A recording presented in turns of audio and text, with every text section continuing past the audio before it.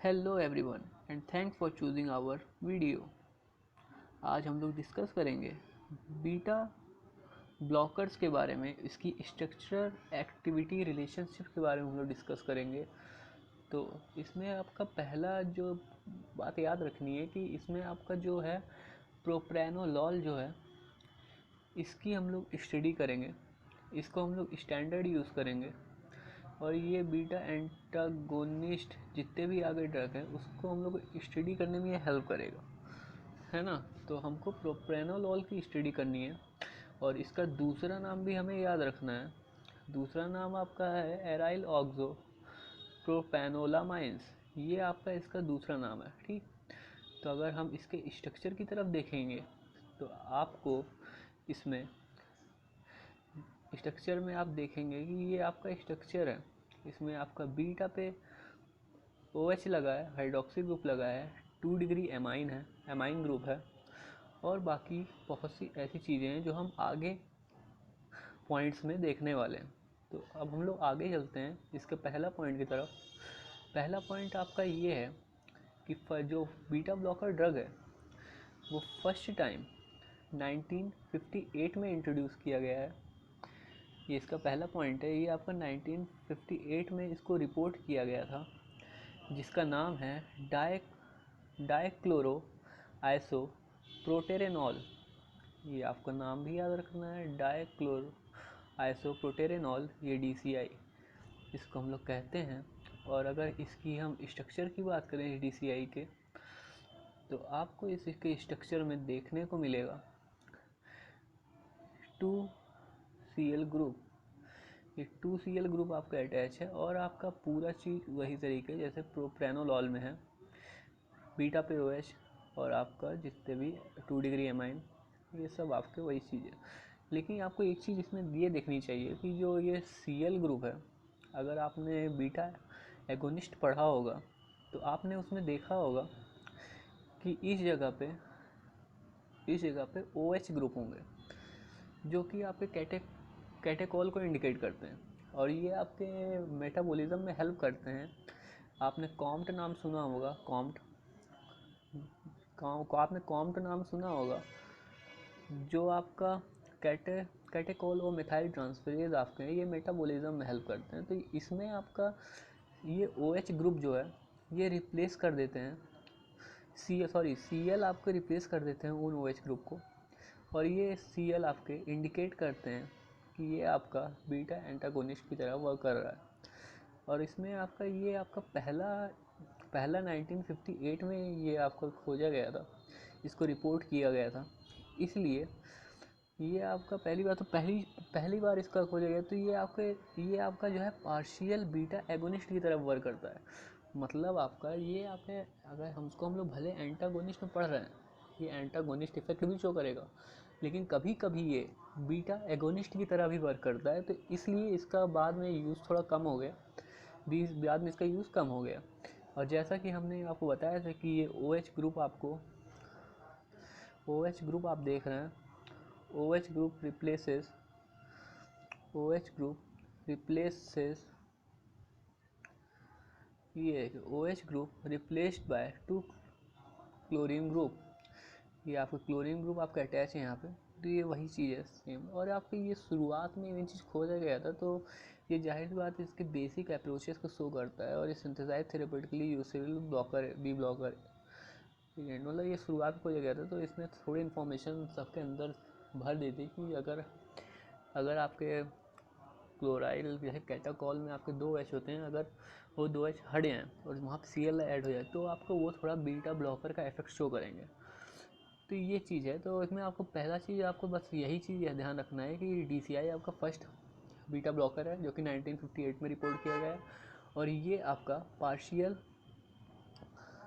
Agonist की तरह भी वर्क करता है और आपका एंटागोनिस्ट की तरह वर्क करता है। तो आपका ये पहला पॉइंट है। दूसरे पॉइंट की तरफ अगर हम आते हैं तो दूसरा पॉइंट आपका ये कहता है कि इसमें आपका OCH2 ग्रुप होना जो मतलब रिस्पॉन्सिबल है, OCH2 ग्रुप आपका gives responsible for antagonistic property of the molecule. साफ लिखा है कि OCH2 ग्रुप आपका एंटागोनिस्टिक प्रॉपर्टी के लिए रिस्पॉन्सिबल है। जैसा कि आप यहाँ देख रहे हैं, एंटागोनिस्टिक आपका यहाँ पे ग्रुप देखेंगे, अगर आपको दिख नहीं रहा है तो ये देखिए आपका, ये आपके OCH2 ग्रुप है। तो ये OCH2 ग्रुप आपका एंटागोनिस्टिक प्रॉपर्टी के लिए रिस्पॉन्सिबल है। और इसमें एक पॉइंट ये भी लिखा हुआ है, ये चीज़ ध्यान देने की बात है कि आपका प्रेजेंट ऑफ दिस ग्रुप, मतलब OCH2 ग्रुप जो है ये आपका जो प्रेजेंट है, ये आपका जो है ये आपके सेवरल कंपाउंड्स में पाए जाते हैं जो कि पोटेंट बीटा एगोनिस्ट की तरह भी वर्क करते हैं। इसलिए ये कहना पूरी तरह से सही नहीं होगा कि OCH2 हमेशा एंटागोनिस्टिक प्रॉपर्टी शो करेंगे। कुछ ऐसे भी ग्रुप हैं जो आपको बीटा एगोनिस्ट की तरफ एक्शन शो कर सकते हैं OCH2 ग्रुप होने के बावजूद। अब हम लोग इसके तीसरे पॉइंट पे आते हैं। तीसरा पॉइंट आपको बता दें तो आपका ये है कि आपका जो एराइल ग्रुप है वो आपको अफेक्ट करेगा एब्जॉर्प्शन, एक्सक्रीशन एंड मेटाबॉलिज्म को। ये आपको याद रखने की बात है। और इसमें आपको एक ऐसे ही एक नॉलेज के बेस पे है कि आपको प्रोप्रानोलॉल का स्ट्रक्चर आपने देखा है ना। प्रोप्रानोलॉल का आपने स्ट्रक्चर देखा, एक आपका इसमें आपको देखो तो ये आपका प्रो टाइप बीटा ब्लॉकर है। इसका मतलब अगर आप इसको किसी को एडमिनिस्टर्ड करते हैं, किसी को आप देते हैं, तो आपको ये बीटा ब्लॉकर की ही तरह शो करेगा इफेक्ट, ठीक।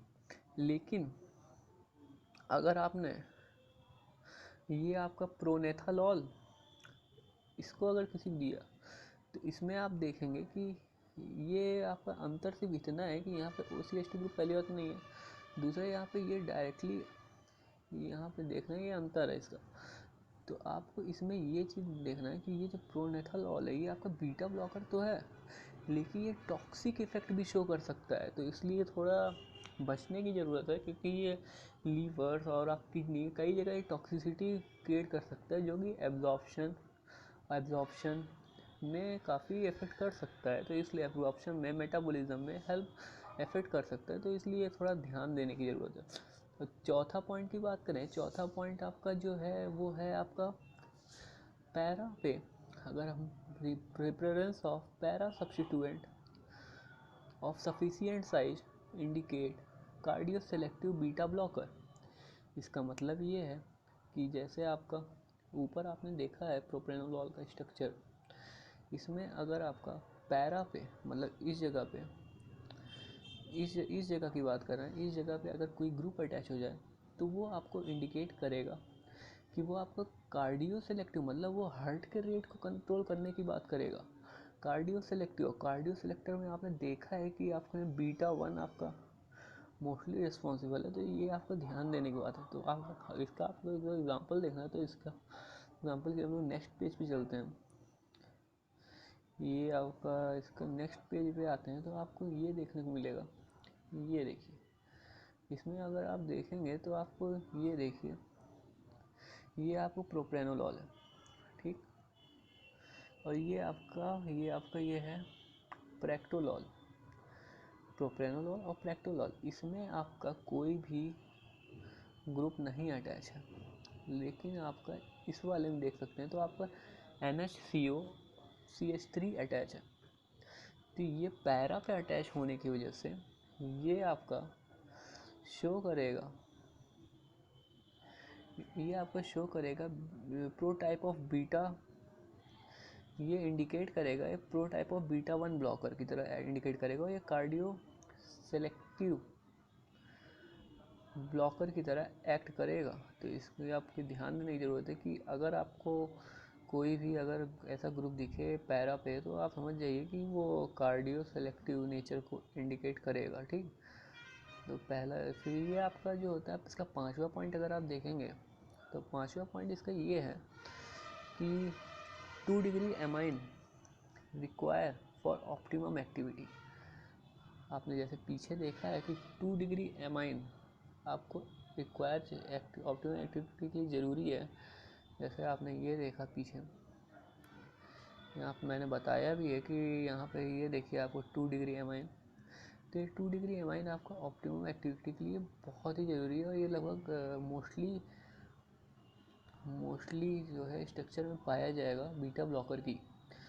अगर हम इसको ध्यान से देखें, और एक चीज़ और, अगर इसके नीचे पॉइंट पढ़ें तो सिम्पैथोमाइमेटिक्स में आपका सिम्पेटोमाइमेटिक्स में आपका बल्की ग्रुप प्रेजेंट होते हैं उनकी जगह पे, जैसे टर्शरी ब्यूटाइल, आइसोप्रोपाइल, ये इस तरह के ग्रुप प्रेजेंट होते हैं जो कि आपका उन ग्रुप्स के मतलब बल्की ग्रुप्स के प्रेजेंट होने की वजह से वो जो है एफिनिटी इंक्रीज करते हैं टूवर्ड्स बीटा 1 और बीटा 2 रिसेप्टर की तरफ।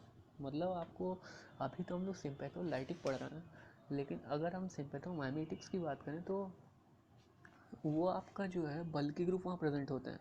वो आपका 2 डिग्री भी हो सकता है, 3 डिग्री भी हो सकता है। तो अगर वो आपका ज़्यादा बल्की ग्रुप अगर प्रेजेंट होंगे वहाँ पे, तो वो आपका बीटा 1 और बीटा 2 रिसेप्टर की तरफ शिफ्ट करेगा, मतलब उधर साइड एफिनिटी इंक्रीज होगी उसकी बाइंडिंग की उस ड्रग की, और अल्फ़ा साइड वो उसकी बाइंडिंग की एफिनिटी कम हो जाएगी। तो ये आपको ध्यान देने की ज़रूरत है। इसमें आपका जैसे है कि इसमें आपका सिर्फ 2 ही डिग्री है और आपके ये आपका ज़्यादा बल्कि ग्रुप इसमें अटैच नहीं होंगे, तो ये चीज़ आपको ध्यान देने की ज़रूरत है। और आपका ये चीज़ हो गया, और 2 डिग्री ऑप्टिमम एक्टिविटी ये हो गया है। तो हम लोग छठा पॉइंट इसका देखते हैं। तो 6th पॉइंट जो है वो इंडिकेट करता है कि बीटा पे OH substituent carbon must be in S absolute configuration. मतलब आपका सीधा सा है कि जो बीटा पे OH है, बीटा पे अगर हम देखेंगे तो ये बीटा पे OH है, ये आपका S कॉन्फ़िगरेशन में होना चाहिए, R कॉन्फ़िगरेशन में नहीं। आपने कॉन्फ़िगरेशंस पढ़े होंगे, तो आपका ये S कॉन्फ़िगरेशन होगा, तभी ये आपका एंटागोनिस्टिक नेचर शो करेगा। तो आपको ये ध्यान देना, एंटागोनिस्टिक नेचर शो करेगा अगर बीटा पे OH S कॉन्फ़िगरेशन का होगा, तो वो आपको मैक्सिमम इफेक्ट शो करेंगे और maximum beta blocking activity show करेगा। लेकिन एक चीज़ और, अगर R कॉन्फ़िगरेशन शो हुआ, अगर R कॉन्फ़िगरेशन रहेगा तो आपका वो एगोनिस्ट एक्शन भी शो कर सकता है।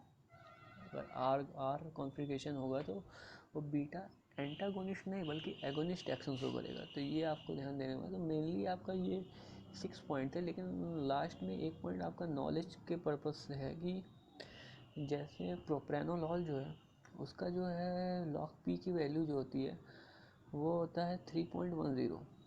ठीक, जो इसकी लॉग पी की वैल्यू है वो 3.10 है, जो कि इंडिकेट करता है कि वो बहुत ज़्यादा लिपोफिलिक है, मोर लिपोफिलिक नेचर है। अगर मोर लिपोफिलिक नेचर होगा तो वो ईजिली क्रॉस कर जाएगा ब्लड ब्रेन के बैरियर को, और ब्लड ब्रेन बैरियर को ईजिली क्रॉस कर जाएगा तो वो CNS में एंटर कर जाएगा और वो CNS का इफेक्ट शो करेगा। तो ये चीज़ आपको याद करने की ज़रूरत है। और कोई भी ड्रग अगर CNS में इफेक्ट करती है, ब्लड ब्रेन बैरियर को क्रॉस करती है, तो जाहिर सी बात है कि वो आपको ज़्यादा साइड इफ़ेक्ट भी शो करेगी।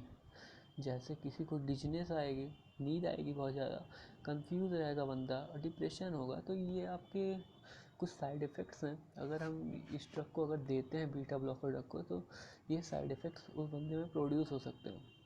और आपको अगर एक चीज़ और बता दें तो प्रोप्रेनोलॉल का जैसे लॉग पी आपका 3.10 है, तो इसी तरह एटेनोलॉल का जो पीएच है वो एटेनोलॉल का जो लॉग पी की वैल्यू है वो 0.10 है। तो जाहिर बात है ये 3.10 है, तो ये मोर लिपोफिलिक है, ये लेस लिपोफिलिक है। तो आपको ये तो ईजिली एंटर कर जाएगा और बीवी को क्रॉस कर जाएगा, लेकिन इसको थोड़ा क्रॉस करने में दिक्कत होगी, क्योंकि आपने पढ़ा होगा कि लॉग पी की वैल्यू जो है वो बताता है आपको लिपोफिलिक हाइड्रोफिलिक नेचर को। तो अगर हम, और फिर इसके नीचे कुछ नहीं है, फिर हम लोग जो है इसके नीचे एग्जांपल्स है जो आप सिलेबस से भी देख सकते हैं। बीटा ब्लॉकर का जो पहला आपको प्रोप्रेनोलॉल है, मेटिब्रेनोलॉल है, एटेनोलॉल है, बीटालॉल है, बिस्प्रोलॉल है, स्मोलॉल है, मेटाप्रोलॉल है, लेबेटोलॉल है, कार्बेडायोल है। तो आपके ये आपके एग्जांपल्स हो गए उसके बीटा ब्लॉकर्स के।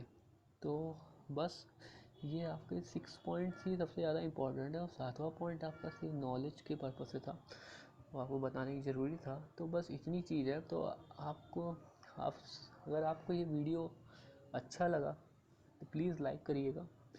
अगर आपको और अच्छा लगा तो आप सब्सक्राइब कर दीजिए चैनल, है ना, लाइक कर दीजिए, सब्सक्राइब कर दीजिए। अगर हमारे अंदर कोई आप सुधार चाहते हैं तो आप प्लीज़ कमेंट करके हमें बताइए, तो हम उसको ठीक करने का प्रयास करेंगे। ओके, और ये हमारा इनहेंस फॉर्म जो है, इसमें हम और भी स्ट्रक्चर एक्टिविटी रिलेशनशिप को हम अपलोड करने वाले हैं 3-4 दिनों में। तो जो है आप इससे कनेक्ट रहिए, सब्सक्राइब करिए, ताकि आपको नोटिफिकेशन बेल ऑन रखिए, ताकि आपको नोटिफिकेशन मिल जाए। और आपको बस थैंक यू, कनेक्टेड रहिए हमारे साथ।